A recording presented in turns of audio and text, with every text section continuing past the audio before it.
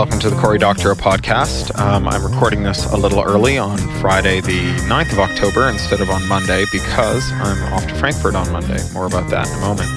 I'll be reading to you a little bit more from Epoch, the story that Mark Shuttleworth commissioned for my short story collection with a little help. Actually, that's my next project after I finish this, writing the introductions to the short stories for the collection. That is all going very well, and Epoch is nearly done. I might finish it today, or it might be Monday or Tuesday. Speaking of finishing, I turned in a very, very, very fast turnaround edit on For the Win, my next young adult novel, which is coming out in April next year. Due to some production stuff, I needed to turn that around in about 72 hours from the time it was returned to me and incorporate 4 different sets of editorial comments. It's basically all I've done for the last 3 days, chained to my desk. But I got it in on time, and I have a stack of them being run off by the photocopy shop upstairs, and I'm going to be picking up very shortly. As I mentioned, I'm off to Frankfurt on Monday to speak on Tuesday, the 13th of October at the Tools of Change conference that O'Reilly's putting on. I hope I'll see some of you. We'll be talking a little bit more about the stuff I addressed in Ottawa recently about how we are destroying the emotional relationship that readers have with books and how that's a very dangerous thing to do, and how a fairer contract and no proprietary formats would restore that emotional bond. I've got a very busy travel schedule, actually. I thought I'd run it down for you. On the 22nd of October, I'll be at Waterloo at a conference at the Perimeter Institute, Waterloo, Ontario. Other attendees and speakers include Neil Stevenson and Stuart Brand. And I'm going to be doing a panel as well as a solo talk. I think the panel is sold out, but the solo talk, I think there's still tickets for it. I'll be blogging about that shortly, but you can find it if you look at the Perimeter Institute's website. I just got a box of copies of Makers, the HarperCollins edition of Makers, my forthcoming novel that's coming at the end of the month. Hardcover from HarperCollins looks very, very, very nice. I'm launching that HarperCollins edition at Forbidden Planet here in London on October the 29th, and I hope I'll see some of you there.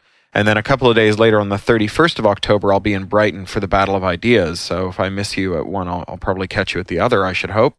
And then I'm going on a Canada-US tour in early November, which I will give you more details about as I get it. But I'll be in Toronto, New York, New Jersey, Boston, and Philadelphia. So I hope I'll run into several of you then.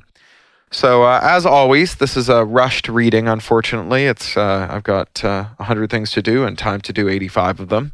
But that's how it goes. So I'll dive right into the reading and give you a little bit more of Epoch.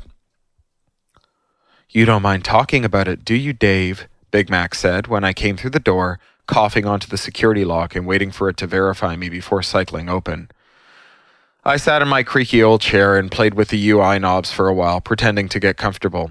"Uh-oh," Big Mac said in a playful sing-song. "Someone's got a case of the grumpies." "Are you insane?" I asked, finally, struggling to keep my temper in check. I mean, actually totally insane? I understand that there's no baseline for AI sanity, so the question might be a little hard to answer, so let me ask you a slightly different version. Are you suicidal? Are you bent on your own destruction? That bad, huh? I bit my lip. I knew that the key to locking the world away from Big Mac and vice versa lay in those network maps he'd given me, but my workspace was even more polluted with alerts than it had been a few hours before.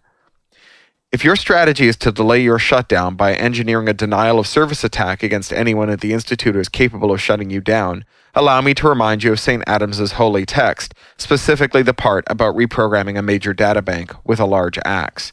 Peyton has such an axe. She may be inspired to use it. There followed a weighty silence. I don't think you want to see me killed. Without making any concessions on the appropriate of the word killed in that sentence, yes, that is correct. I admit that I don't have much of a plan to prevent it, but to be totally frank, I did think that the problem of getting you archived might have drawn things out for quite a while. But after your latest stunt, she wants you to terminate me right away then, with all due speed. I'm sorry to have distressed you so much. Big Mac, I heard the anger in my own voice. He couldn't have missed it. No, I'm not being sarcastic. I like you. You're my human. I can tell that you don't like this at all. But as you say, let's be totally frank. You weren't actually going to be able to prevent my shutdown, were you? No, I said, but who knows how long the delay might have gone on for? Not long. Not long enough. You think that death delayed is death denied. That's because you're a meat person. Death has been inevitable for you from the moment of conception. I'm not that kind of person. I'm quite likely immortal.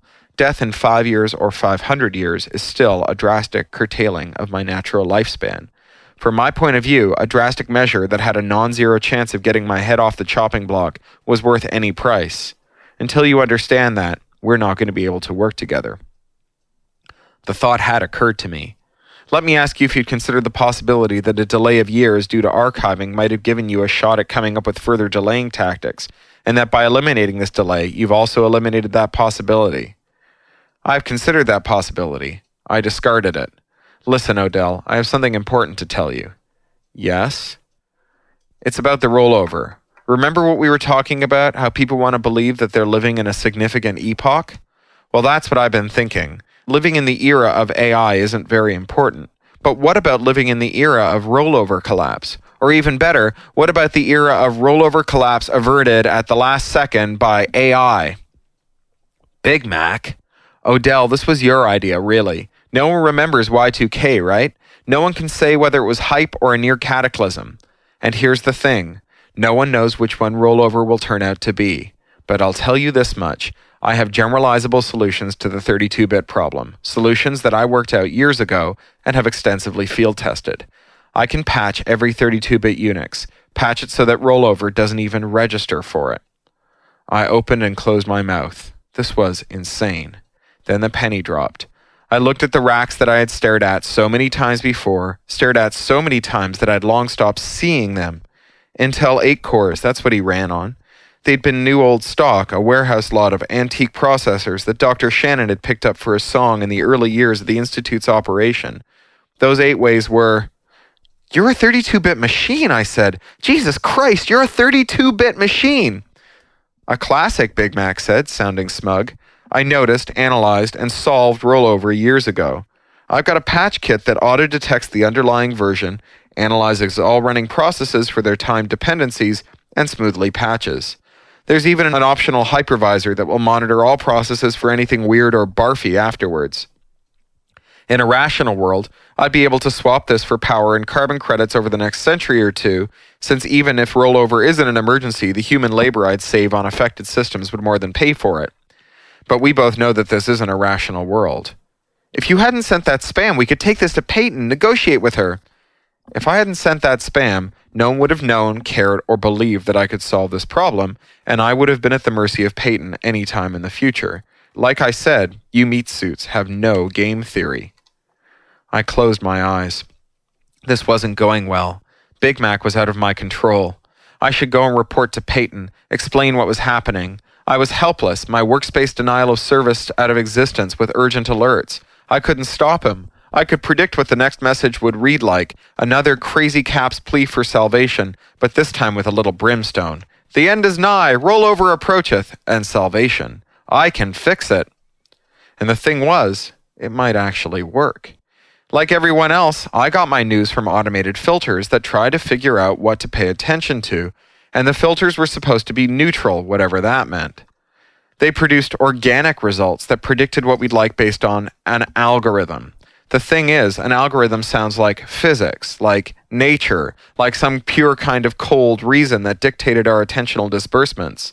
Everyone always talked about how evil and corrupt the old system with its gatekeepers in the form of giant media companies was, how it allowed politicians and corporations to run the public discourse. But I'm a geek. I'm a third-generation geek. I know that what the public thinks of as an algorithm is really just a bunch of rules some programmers thought up for figuring out how to give people something they'd probably like. There is no empirical standard, no pure freestanding measurement of that which is truly relevant to you, against which the algorithm can be judged. The algorithm might be doing a lousy job, but you'd never know it, because there's nothing to compare it against except other algorithms that all share the same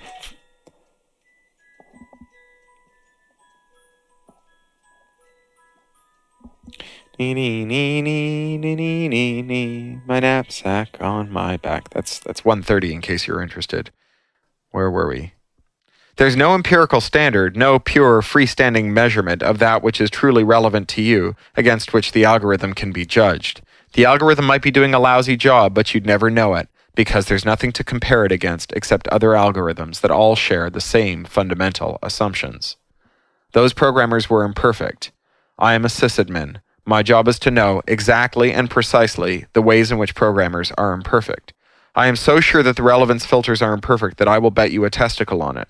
Not one of my testicles. And Big Mac has had a lot of time to figure out the relevance filters. He understands them well enough to have gotten the spam out. He could get out another, and another, and another. He could reach into the mind space and the personal cues of every human being on Earth and pitch them on brimstone and salvation. Chances were there was nothing I could do about it. All right then, talk to you next week. Bye.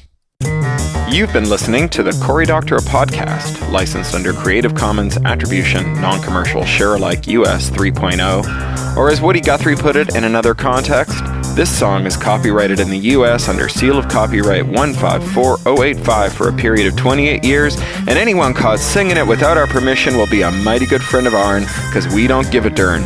Publish it, write it, sing it, swing to it, yodel it, we wrote it, that's all we wanted to do. Many thanks to John Taylor Williams for mastering. That's Ryneck Studio, WRYNECK Studio at gmail.com. John Taylor Williams is a full-time self-employed audio engineer, producer, composer, and sound designer. In his free time, he makes beer, jewelry, odd musical instruments, and furniture. He likes to meditate, to read, and to cook. Talk to you next week.